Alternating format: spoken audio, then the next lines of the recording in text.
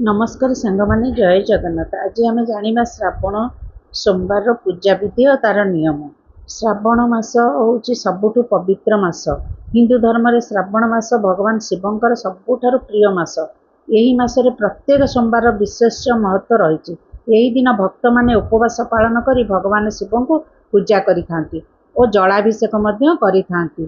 भगवान शिवंक कृपा प्राप्ति करिथांती। विश्वास करा जे श्रद्धा और निष्ठार सहित श्रावण सोमवार व्रत और पूजा कले घरे सुख शांति स्वास्थ्य और निजर जहाँ मनोकामना थी ता पूरण होता है। यही पूजा आमर सामग्री कौन दरकार जानिबा। शुद्ध जल बा गंगा जल, बेलपत्र, चंदन, अक्षत, धूप, दीप, फूल, मंदार फूल, दुदुरा फूल, अपराजिता फूल, फल, नड़िया, कदली, पंचामृत। पंचामृत क्षीर, दही, घी, महू आ चीनी। प्रसाद पूजा किमिति करबा से विषय आम जानिबा। सकाळु उठी स्नान करवा, शुद्ध वस्त्र पिंधिबा, घर तो पूर्व दिन सफासफी कर देथिबा, घरर पूजा स्थान को भल भाव सफा करदबा।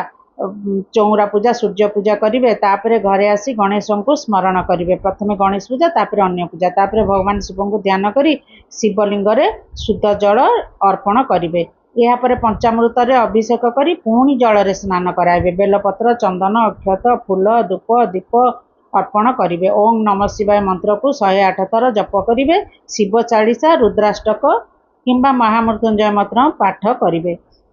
बहुत भक्त माने अछंती सारा दिन फलाहार बा निर्जल उपास करती, किंतु जो माने रही पारंतिनी से माने सात्विक भोजन करती। संध्यारे शिवों आरती करी प्रसाद ग्रहण करी व्रत को समाप्त करती। श्रावण मासरे शिव पूजा कले मन को शांति मिलता है। आउ निष्ठार सहित जल ढाली शिवों को पूजा कले घरे सुख शांति वृद्धि पाई थाए। भक्ति भाव में पूजा कले भगवान शिवंकर आशीर्वाद मिलता है। सत्य निष्ठा और श्रद्धार सह पूजा कले भगवान शिव आशीर्वाद करती।